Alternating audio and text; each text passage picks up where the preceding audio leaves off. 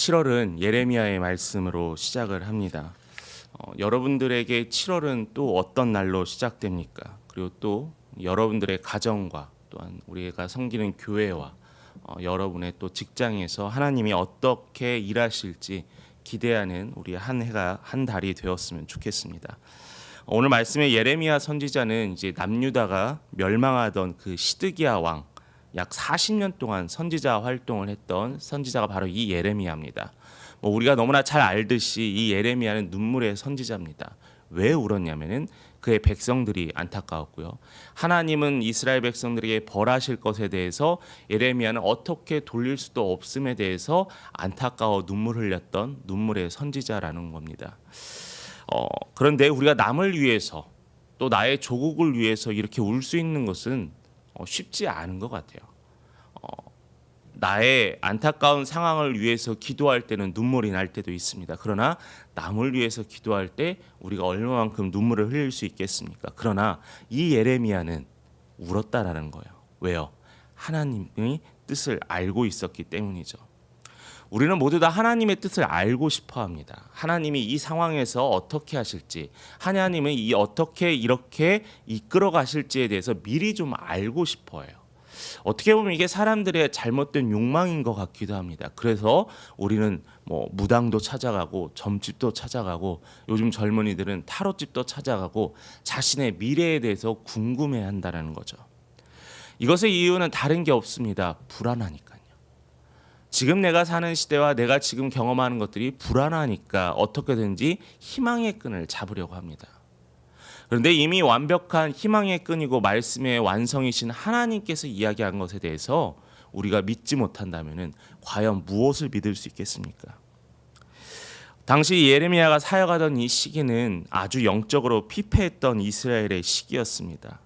그래서 이 시기에 수많은 사람들이 하나님의 말씀이라 선포하지만은 실질적으로 하나님의 말씀을 선포하는 자는 예레미야였고 이 예레미야의 말을 그 어느 누구도 듣지 않은 이 영적으로 타락했고 어두웠던 시기가 바로 이 시기라는 겁니다.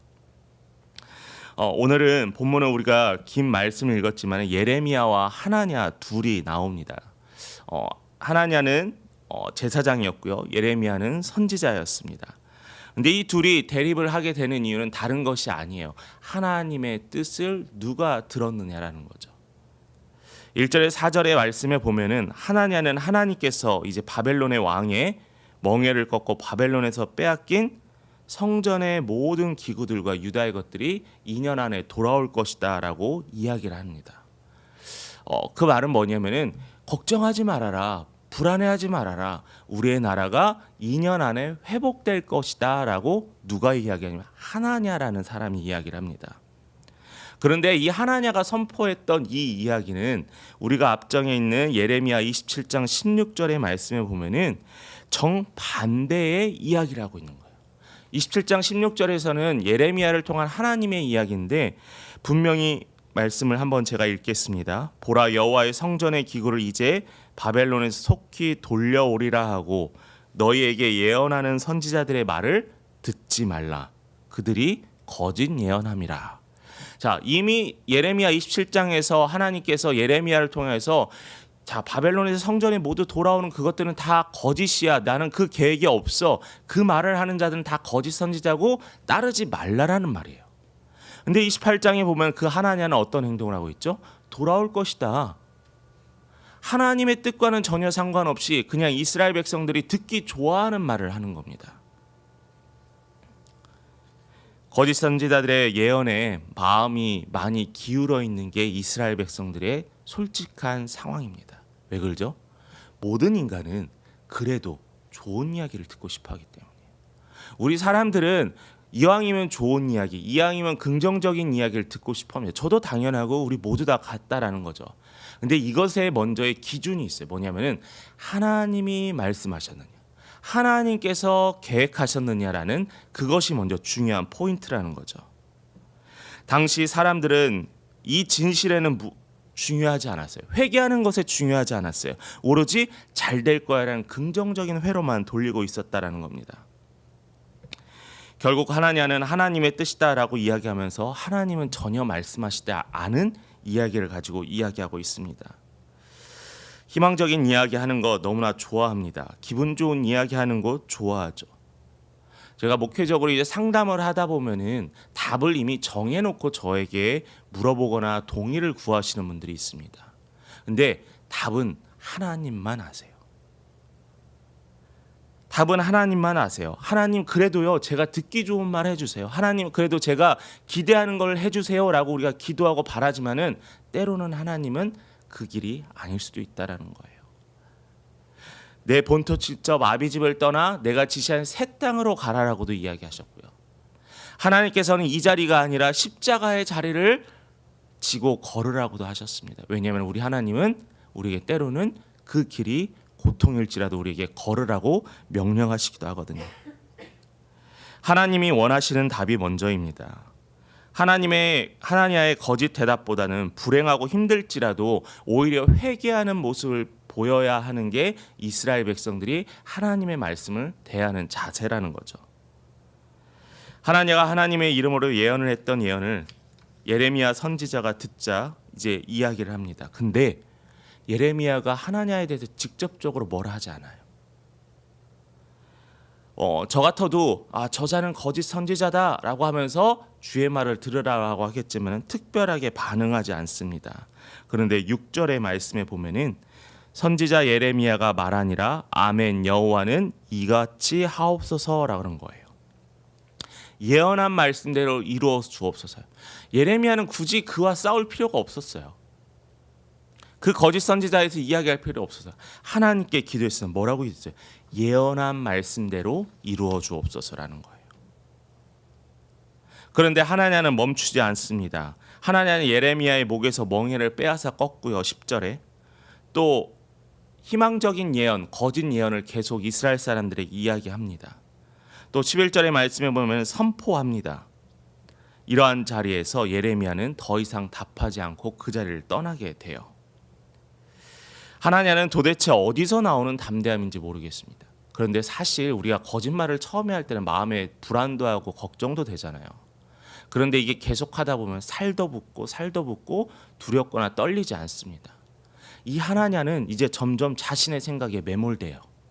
제사장이고 하나님을 섬기하는 자가 점점 자신의 생각에 매몰돼서 하나님의 뜻과는 전혀 다른 삶으로 가고 있다는 거예요. 우리가 인생을 살다가 올바른 길이 있고 샛길이 있습니다. 근데 샛길로 잠깐 빠졌다 가는데 우리가 이 샛길이 가면 안 된다고 하는 이유가 뭐냐면은 그 길로 어느 순간에 처음에는 약간의 차이만 있지만은 그 길에 빠져서 쭉 가다 보면은 전혀 엉뚱한 길로 가고 있다라는 거예요.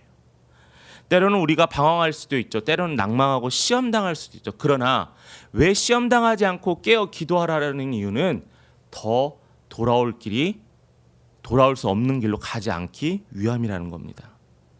예레미야는 결국 이렇게 얘기했습니다. 그 자리를 떠났어요. 예레미야는 하나냐를 통해서 이야기했습니다. 계속적인 이야기는 이스라엘의 하나님이 이와 같이 말씀하시기를 여호와의 말씀이니라. 여호와께서 11절에 이와 같이 말씀하시니라. 이 표현을 계속 사용했어요. 예레미야가 사용하는 것과 하나냐에 사용하는 건 엄격한 차이가 있어요. 예레미야의 삶은 하나님의 중심이었어요. 예레미야는 하나님을 늘 바라보고 있었어요. 그랬기 때문에 하나님의 뜻이 무엇인지 정확히 알고 있었다는 거죠. 그랬기 때문에 이런 담대함이 나오는 거예요. 사기꾼과는 전혀 다른 이런 담대함이 나온다는 겁니다. 여러분들의 입술을 통해서 어떠한 담대한 주의 복음이 선포됩니까? 주의 말씀을 담대히 선포하는 것, 그것은 내가 얼마나 하나님께 매여 사느냐가 그 힘의 근원이라는 거죠. 예레미야를 통한 하나님의 말씀은 이제 이스라엘 백성들이 나무 멍에가 아니라 14절에 보면은 쇠 멍에를 매라라고 합니다. 만군의 여호와 이스라엘의 하나님께서 이와 같이 말씀하시니라 내가 쇠 멍에로 이 모든 나라의 목에 매어 바벨론의 왕 느부갓네살을 섬기게 하였으니 하나님께서 이스라엘 백성들을 바벨론의 포로가 되게 하셨다는 것. 그들이 그를 섬기리라. 내가 들짐승도 그에게 주었느니라는 거예요. 하나님이 택하신 이스라엘 백성들의 죄악으로 인하여서 하나님께서 이방인의 왕의 손을 통해서 그들을 벌하시고 치셨다라는 거예요. 이제는 너희들은 그 어떤 들짐승까지도 너희 것이 아니라라고 선포하셨습니다. 무섭죠. 걱정되죠. 불안하죠. 일어나지 않았으면 좋겠죠. 그런데 그 말은 누구의 말씀이냐면 하나님의 말씀이라는 거예요. 신앙생활하면서 어떤 분들은 이런 경우가 있습니다. 좋은 것, 복 받는 것, 은혜 받는 것에 있어요. 그런데 하나님에게는요, 최후의 심판도 있습니다. 우리에겐 종말이 있고요, 다시 오실 예수 그리스도가 있고 하늘의 천국과 이 땅에서의 죄악된 자들의 벌이 있습니다. 이것은 분명하게 그를 수 없는, 피할 수 없는 하나님의 약속이에요. 우리가 바라고 싶은 하나님만 바라보는 게 아니라 하나님의 전부를 바라볼 수 있도록 힘쓰시기 바랍니다. 그래서 이어서 15절부터는 이제 거짓 선지자에서 이야기합니다. 선지자 예레미야가 선지자 하나냐에게 이르되 하나냐여 들으라, 여호와께서 너를 보내지 아니하셨거늘 내가 이 백성에게 거짓을 믿게 하는도다. 하나님의 이름으로 선지자라 이야기하였지만 그는 하나님이 보내지 않았다고 이야기를 합니다. 그러면서 16절에 하나님의 말씀을 선포합니다. 내가 너를 지면에서 제하리니 내가 여호와께 패역한 말을 하였음이라. 내가 금년에 죽으리라 하셨느니라. 하나냐는 가장 큰 잘못은 보내지 않은 하나님을 보냈다라고 속인 거예요. 말씀하지 않은 말씀을 말씀했다라고 사람들을 현혹해 한 겁니다. 하나님의 생각이 아니라 자신의 생각이었다라는 거예요. 자, 그렇다면 우리가 역으로 생각해 보자면은 하나님의 생각이 먼저 된 자는 축복의 길에 거할 수 있다라는 거죠. 복의 길, 은혜의 자리, 바로 그게 하나님의 생각을 듣고 따르는 겁니다. 그래서 예레미야는 자신의 생각이 아니라 하나님의 생각만을 담대히 선포했습니다. 자, 말씀을 마무리합니다. 그렇다면 우리는 어떠한 한 달을 시작하고 우리의 삶을 살아가야 할까요? 나의 생각이 아닌 하나님의 생각이어야 합니다. 듣고 싶은 것을 듣는 게 아니라 들어야 될 것을 들어야 된다는 거예요. 목사님, 어떻게 들을 것과 듣지 않아야 될 걸 구분할 수 있나요? 이미 하나님은 말씀하셨어요. 누구를 통해서 핍박하거나 미워하거나 피해가 되는 말씀은 하나님의 말씀이 아닙니다. 교회 공동체를 피폐하게 하고 힘들게 하는 말씀은 하나님의 말씀이 아니에요. 누군가를 아프게 하고 누군가를 때리게 하는 그런 것은 하나님의 말씀이 아닙니다. 왜냐하면 우리 하나님은 공의롭고 정의롭고 사랑이시기 때문이에요.